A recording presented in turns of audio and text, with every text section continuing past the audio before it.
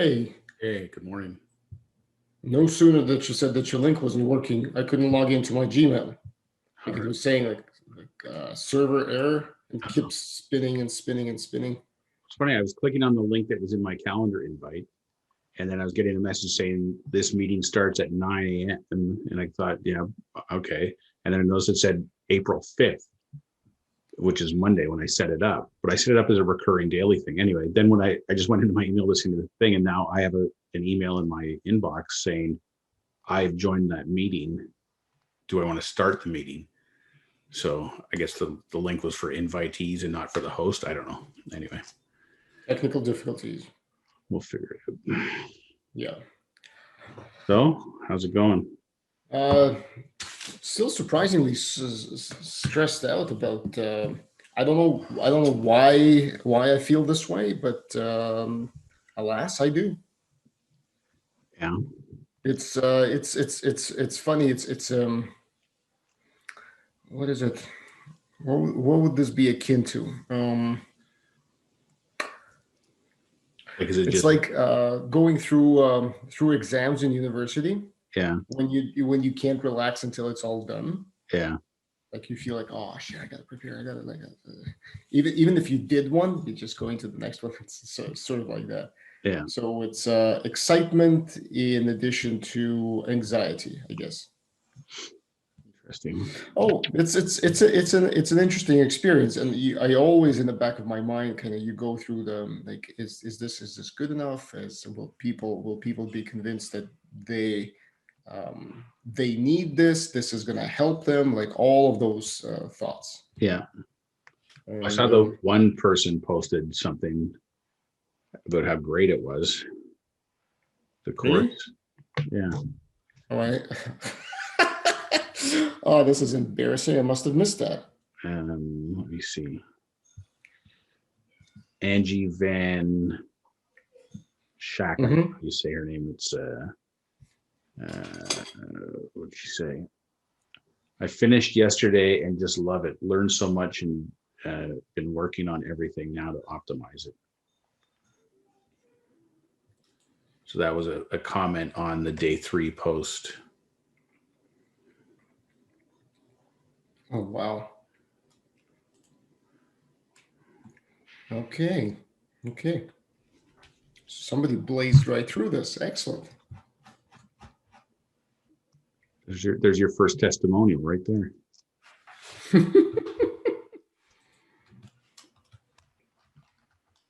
Wow, you are lightning fast. What's the emoji for applause? Oh yeah, there we go. So there we go.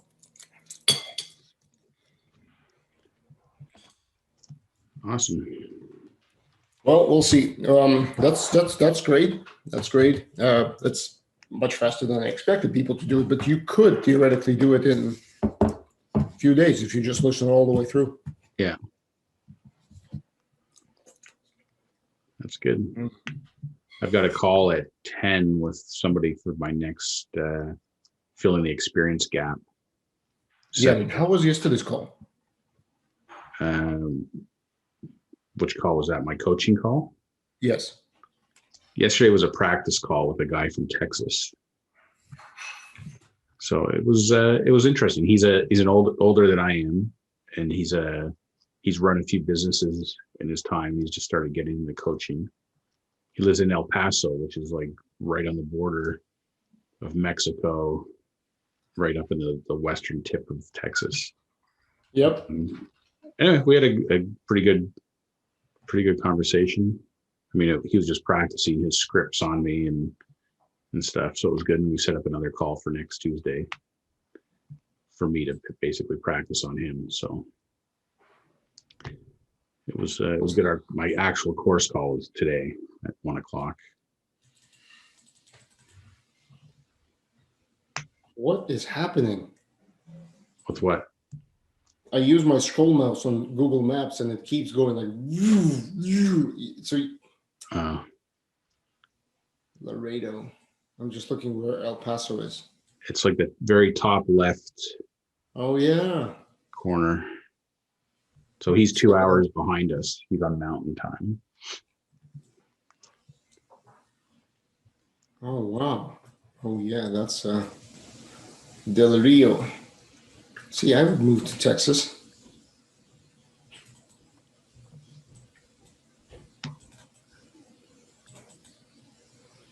Well, it's easy to get in. You just come in through Mexico. Yeah, we talked about that. Yeah. Yeah, so this call today is with one of the former co-op students that worked with me at Pressimo. Mm-hmm. His wife is out of work looking for a job. So last week he had posted on LinkedIn out to his network if anyone knew of any openings in this particular industry, et cetera, et cetera. So then I shared it with my network, and then I messaged him and said, "Hey, I got an idea.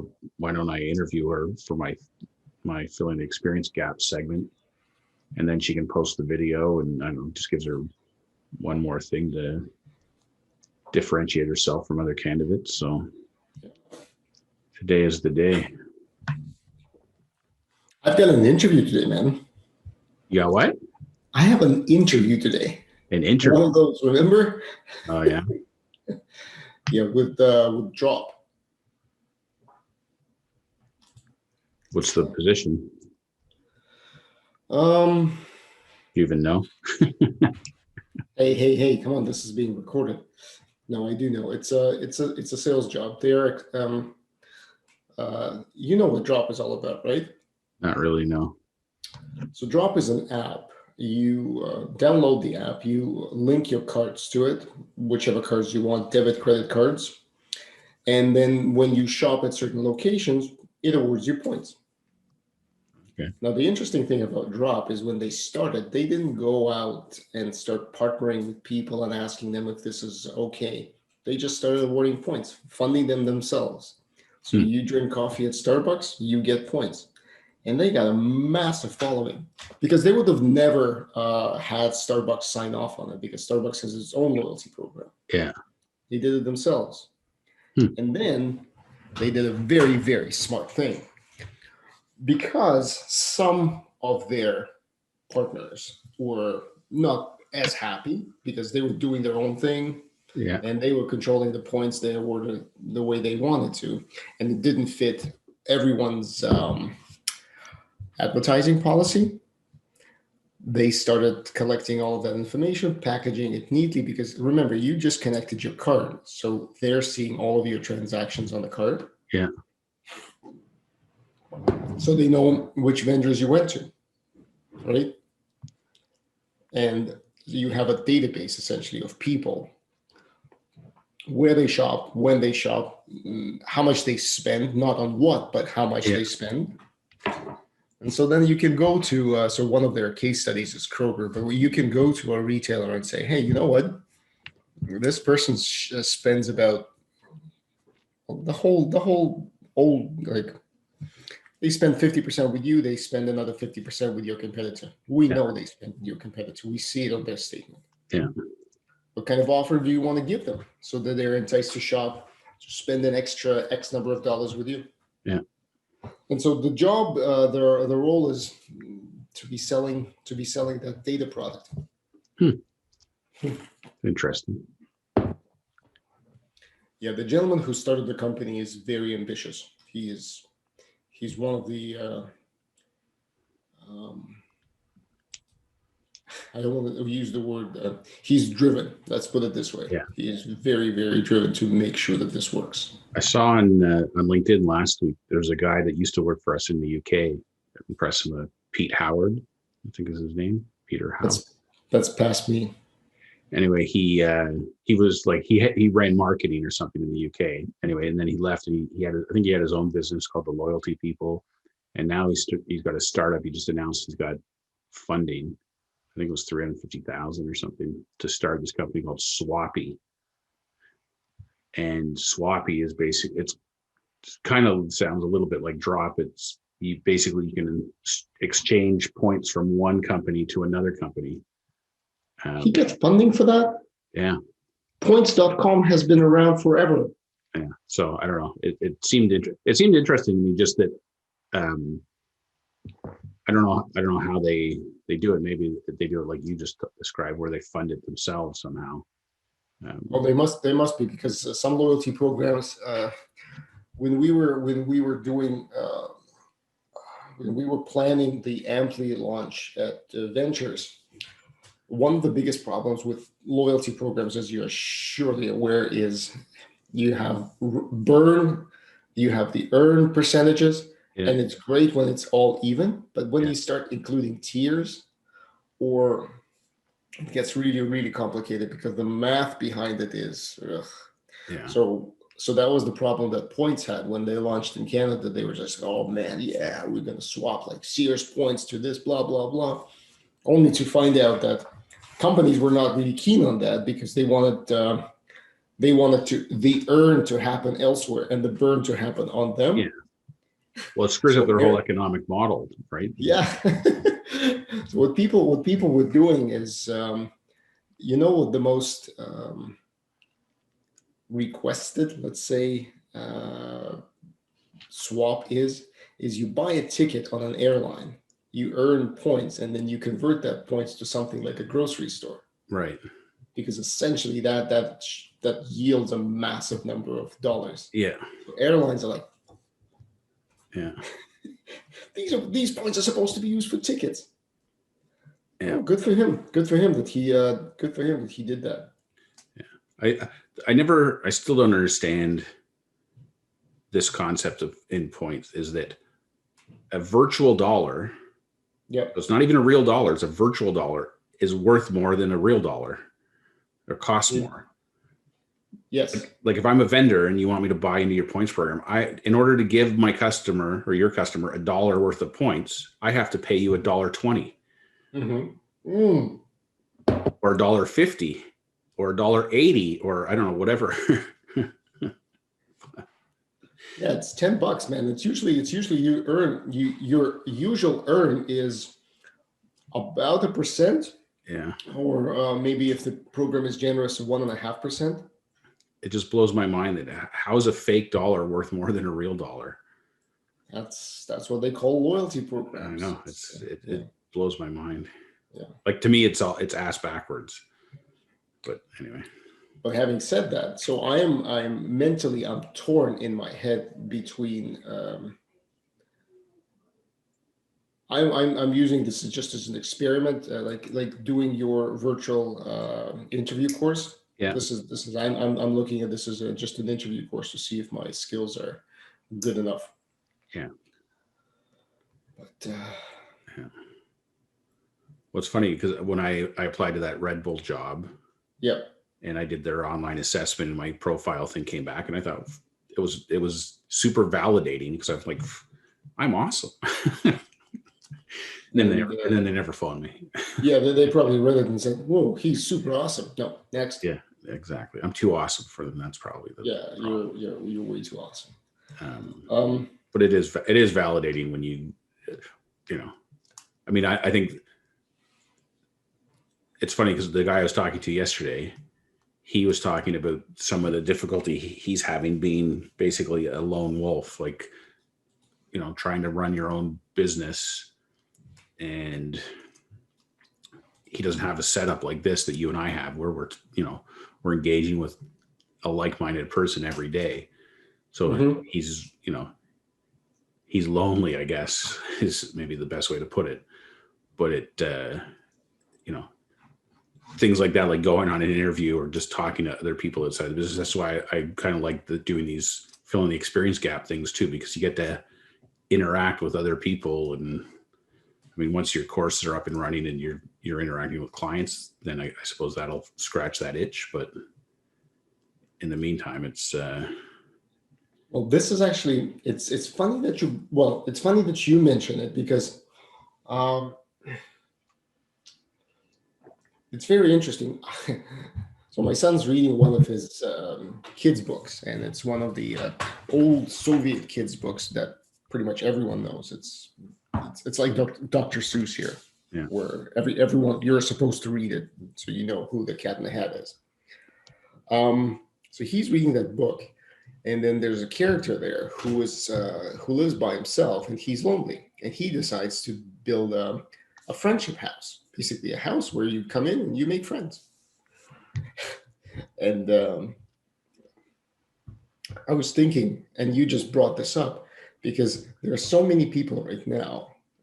You're right. Not only do they not have the luxury of being able to talk about the things that they're interested in, like there are a bunch of people who are right now that don't even have a family. Yeah. They can be out of university, they can be living by themselves, and they used to party. Well, that's gone. Or they can be older and something happened in their life, so they never have a partner. Yeah. And I was thinking, it's like, yeah, that's the whole mental health angle, and it's the whole difficulty. So Yeah. how do you monetize it? Like my wife had she had a few Zoom calls. So she's done volunteering with the Life Saving Society, which is part of the aquatics realm. Mm-hmm. Anyway, they've had a few calls because they usually have an annual conference. Last year, I think it was at Deerhurst, or 2 years ago, I guess, was at Deerhurst. Anyway, so their last year's was virtual, and they're planning for a virtual one this year. But again, they're all these people that volunteer together, because the conferences aren't happening, they don't have any connection. So they've got a few Zoom calls, and it's supposed to, it's scheduled for an hour, and they're just going to like catch up and whatever. She ends up being on the call for like 4 hours. And like, people will drop off, but like I go up and it's midnight and there's still like 3 or 4 of them hanging on there, and they're all half in the bag because they've all been drinking wine during the call. It's like that's the new partying, is just drinking on a Zoom call with your colleagues and friends. And I don't know, it's an interesting time for sure. Yeah. And imagine, oh geez, no, that's dystopian. Although having said that, everything's dystopian nowadays. Yeah. Because you can have a Zoom call with, I can be a deep fake. Yeah. You can even listen to my voice, which is rendered as we go along. That's like, I mean, you just take copy.ai and a couple of layers of things on top of it, where you render the voice and you your speech patterns. Like Google's already done that. They already have that. Yeah. And then you think you're talking to somebody, but you're actually talking to a computer. So that means you're drinking by yourself. Yeah. Yeah. And I can be the computer that encourages it. I was like, yeah, I'm just going to pour myself another glass. Exactly. We're going to have one with me. Let's cheers to this. Can you imagine? Oh man, I need to write scripts for Black Mirror. There you go. Did you see there? I saw something on the news. There was a robot who sold like $800,000 worth of paintings or something. Like the robot, obviously, had sell them, but they had a robot. The little thingies. I don't know. Like it looks like all the little squares, right? I'm not sure what I didn't see the artwork. All I saw was the caption that these paintings that were done by this robot have sold, and they've earned $800,000 selling paintings that were made by a robot. Jesus Christ. Anyway. Yeah. What else is going on today? What other I got my call this afternoon. That's it. So. What other get rich fast ideas do we have? Oh, I don't know. I got an email from that Learn Worlds thing that I did a couple of weeks ago. They had like the 2-day virtual conference. So I guess one of the classes that I signed up for, and I didn't watch much of it, was on Facebook ads. So now the lady, it's funny. It's like, we were talking about Facebook ads yesterday. All of a sudden today I have an email in my inbox about Facebook ads. Her course is it's a 90-minute course for $47. Anyway, I think I'm going to just stick to the free Vadim course. Oh, let's do it. I mean, you're still, if you're spending money on Google Ads, you can just redirect some of that funding. Oh yeah. On Facebook, you specify how much. Just like on Google, you specify how much you want to spend. Yeah. Yeah. Well, I think I'm planning to spend, after my call this afternoon, the remainder of the day working on, I don't know, just reviewing what I'm doing and picking one product that I want to go forward with and optimizing the funnel. Yeah, that's a good thought. I spent my day yesterday. I don't know. I got derailed by after the call. Yeah. I was just like, exhale, and I never could like get myself together to do the things that I wanted to do. So today is a massive catch up day for me. Yeah. Well, I tried to do my first Facebook Live last night at 7. Yeah. On my post that I did yesterday for my Sell Your Home course. So I got it set up. I thought it was on, and then I'm talking away, and then something happened. I thought, oh shit, maybe it didn't start yet. So I kind of restarted, and then when I ended it, I went back and looked at it, and it was literally like 2 minutes of me talking, and then me starting over again and talking for another 3 minutes of the same stuff, because it had, when I thought it hadn't started, it actually had started. So anyway, I immediately deleted it and said, fuck, I'll try again tomorrow. So it was an epic fail yesterday. Hey, it's a learning experience. That's right. To start. And I realized it's funny because when I'm talking live just to the camera, I'm terrible. And I'm not that great when I have a script, but when I have a script, I'm better. Or when I'm talking to an actual person, I'm better. Yeah, you shouldn't be doing that. Yeah. So, well, I'm all about encouragement today. Yeah, got to do it to get better at it. So anyway, why do you think that is? I don't know. I think I'm too in my own head or something. I don't know. It's interesting. I did get better over the last couple of months, because the first time that I did it, that recording on YouTube, that's kind of the welcome video for my channel. Yeah. That was done, I think, 5 times I tried it. And no, it doesn't feel as scary. Although it does seem surprisingly sometimes lonely. And by lonely, I mean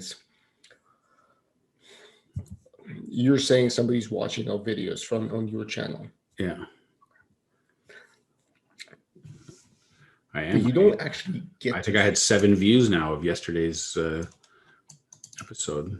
Let me see. Can I get a link to my channel on your channel, saying the better version of this video can be found here? Yeah. Well, I have a link to your website on my thing. I have 8 views. 8 views of yesterday's episode, 3 views of the day before. Okay, so when are we starting to do product placement?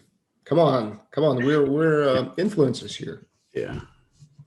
We're serious influencers. We're gonna influence the shit out of everyone. Oh, I can't say shit anymore because I have a product placement. That's right. You're gonna get canceled. Damn it! Second season is canceled. Vadim and Greg. Well, I mean, everything fails. You and I can do comedy. I can make inappropriate comments about you. You can make inappropriate comments about me. People like that stuff. We should just film ourselves playing ping pong. And, yeah. When you smash it and I somehow would magically return it for a winner, and then you get pissed off. You know those good old days. Those were the good old days, yeah. Greg the Wall Fisher. Anyways. For everyone who doesn't know what I'm talking about, Greg plays awesome. He plays ping pong like a pro. He usually stands in one spot and he can return anything you throw at him. And he just does this. I know. I'm like a pong paddle in Atari. Exactly. A beatable pong paddle. Yeah.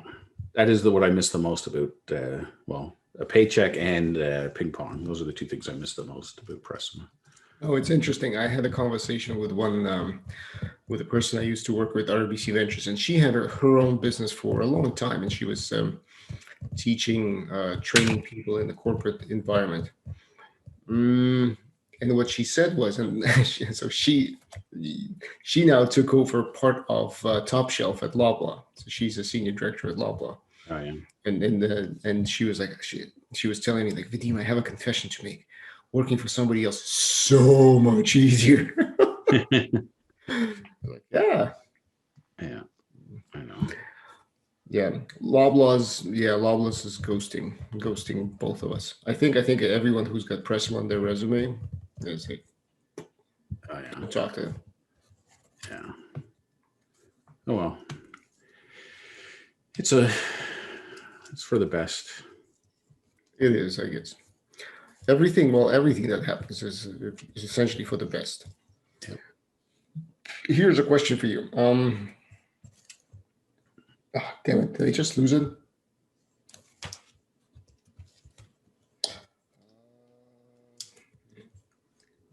Oh, here. So I wanted to. So I'm already thinking down my next beta launch, and it's going to be for Natalie's course. And I was thinking. Remember, I was talking about analysts in the corporate life and how you can grow them into being managers. Yeah. So the one question I had, and this is the one I don't have validation for.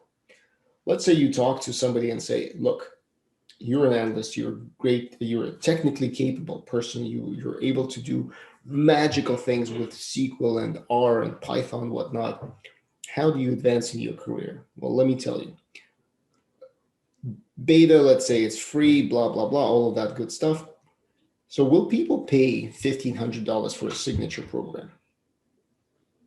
And this is what I've been struggling with, because I put myself in the shoes of a person who's got a job. Yeah. And you telling him you need to pay 1,500 for what? For technically a promise that you will be coached as to how to advance your career further. So your return on your investment is your promotion. Yeah. You can't guarantee a promotion, but that's the question. Yeah. Would people pay for that? Yeah. Yeah. I mean, I've been. I mean, there's a couple things I've been thinking of. One is like when it comes to coaching stuff. Like I think about the kind of coaching I'm thinking of pursuing with people that are in regular jobs, whether it's like your analyst people or new managers or whatever. And then I started thinking about, okay, well, how much would somebody be willing to pay for this based on what they're making?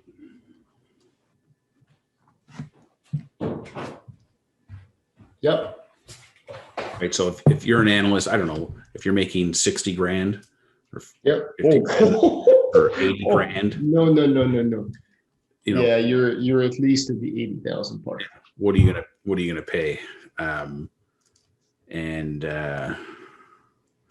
like at Pressum, I'm thinking of people that were in analyst positions. They're in the 55 to 75 range, probably at the most.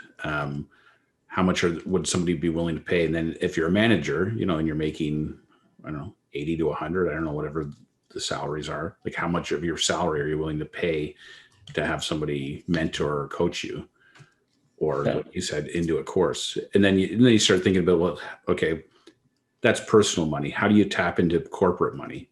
Yes, that's the better one. So, do people like at Pressima, we had the training stipend, which was $300, I think. And then we also had the $1,000 stipend for training that had to be approved. So, I mean, if, that was $1,300 right there. Like, so could somebody take something and now they don't have to think about it because it's not coming out of their pocket. It's coming out of the corporate pocket. Yeah. Well, that would be ideal. Yeah. But what if keep coming back to this? I don't know why I keep coming back to this. And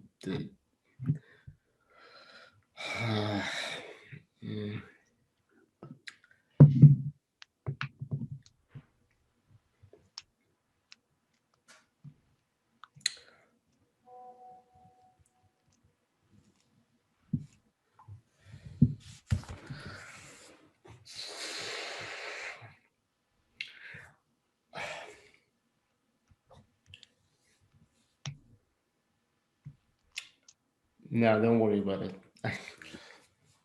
I'll let the suspense linger. Okay. Sleep on that one. You need to find somebody who's excellent at sales, corporate sales. Or we can go to Nielsen through Pressima and say, "Hey, you've got a bunch of analysts, and they're all jokers. We got a course for you. For you.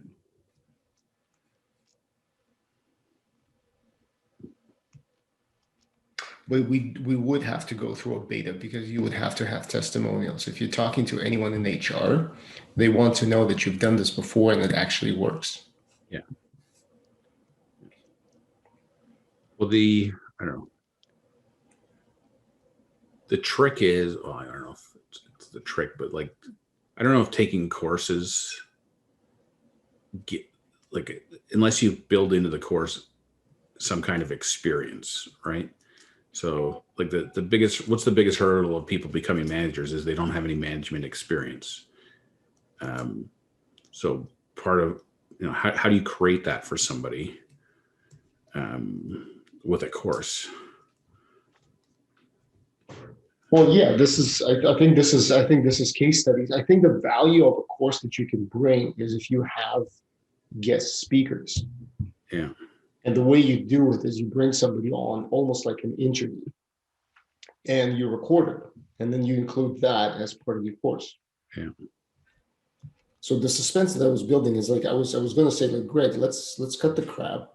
And the next time let's do a beta together. And you were like, no, fuck it.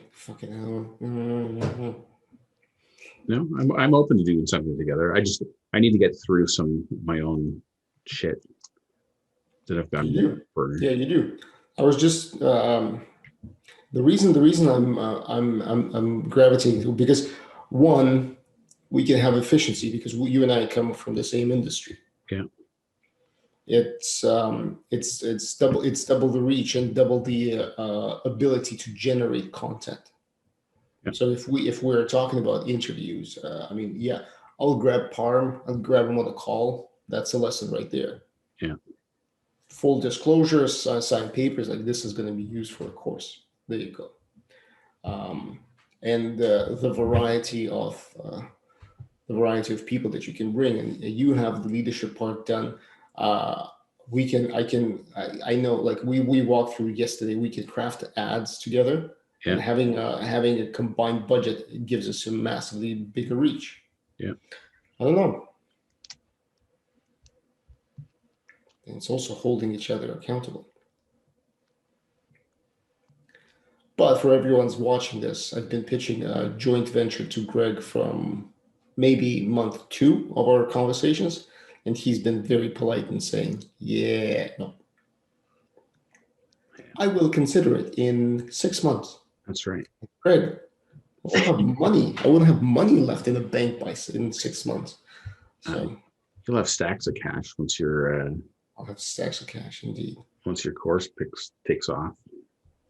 Yeah.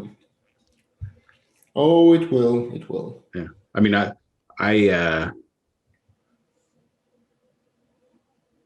my impression of some of the response you're getting, the type of people and what they've already posted about their backgrounds and stuff, like you obviously, there's something there, like you're in the right niche for your, like there's a market there. We'll see if it translates. Well, yeah, we'll see if it translates. But you're definitely onto something. But I've also been surprised at how many people have quite a bit of experience already. So yeah. The people who signed up are not, there's a few people who are still in school or just graduated, but a lot of people have been doing this for a while. Yeah. And so that can mean two things: a validation of the fact that nutritionists, when they go out in the world, and we had even yesterday's office hours, we had this conversation about, so what do you do? Well, I can do everything. Absolutely. But what do you do? Well, what do you want me to do? And this is kind of the circular conversation, and that positioning doesn't work for anyone else. Yeah. It's just like, Greg, what do you coach on? Oh, I can coach you on anything, like life. It's like, okay, that's a bit broad. Yeah. What am I going to get out of coaching for life? You're going to get life. Yeah, you just reminded me that I don't have a life. Thank you. So it's that, and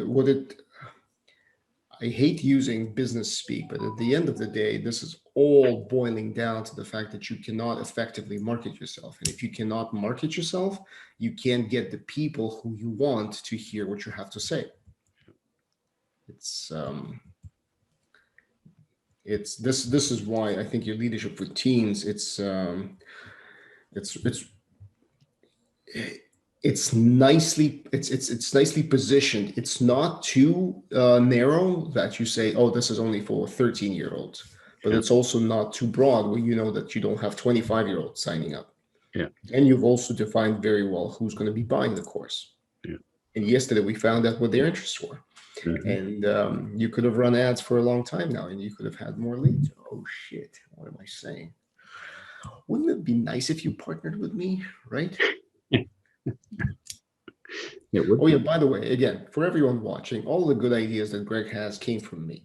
Of course. Even if he listened to me, he wouldn't be on a Kajabi platform right now, but he is. Right.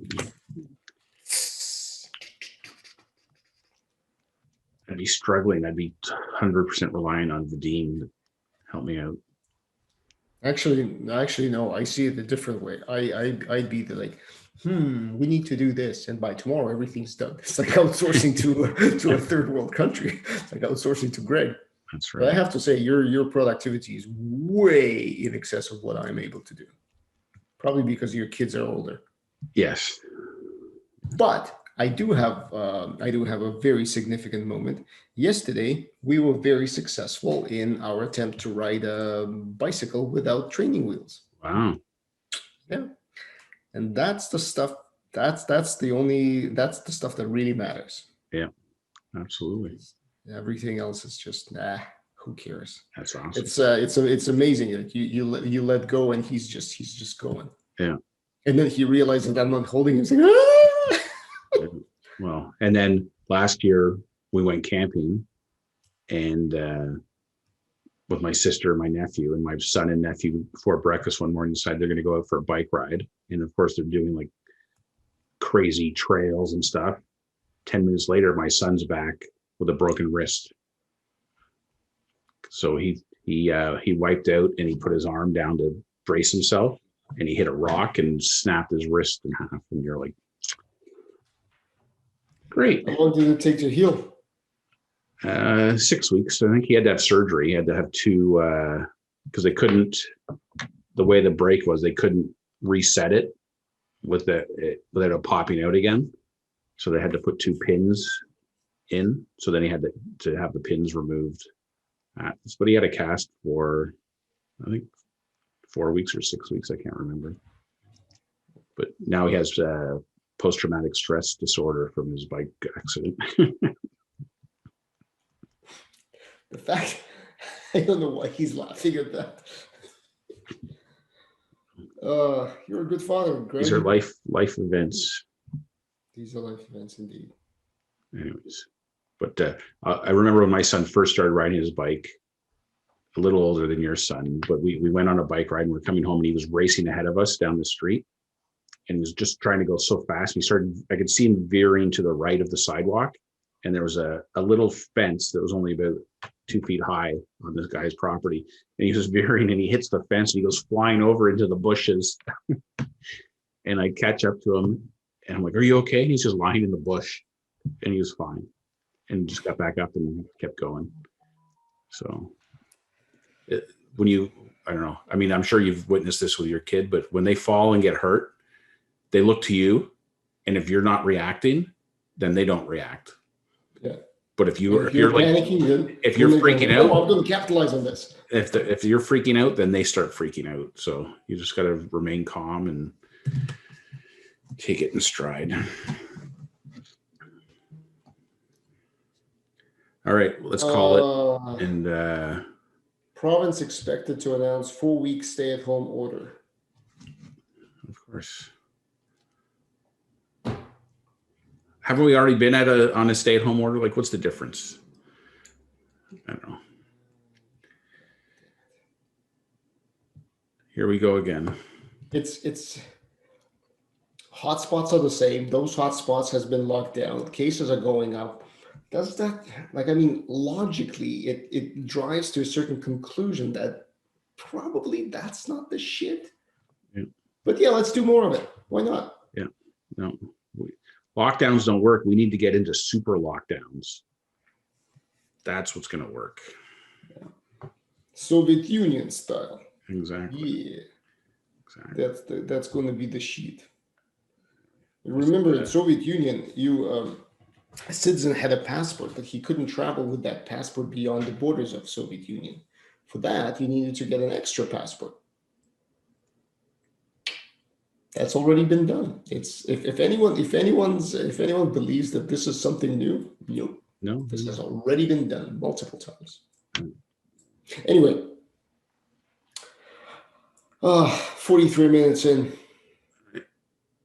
We'll see how the day goes. Come back to you tomorrow. Yeah. All right. Have a good one. I might be late getting the video done just because I have this other call at 10. So Don't worry about it. Don't worry. It's all good. See you, Greg, tomorrow. See ya.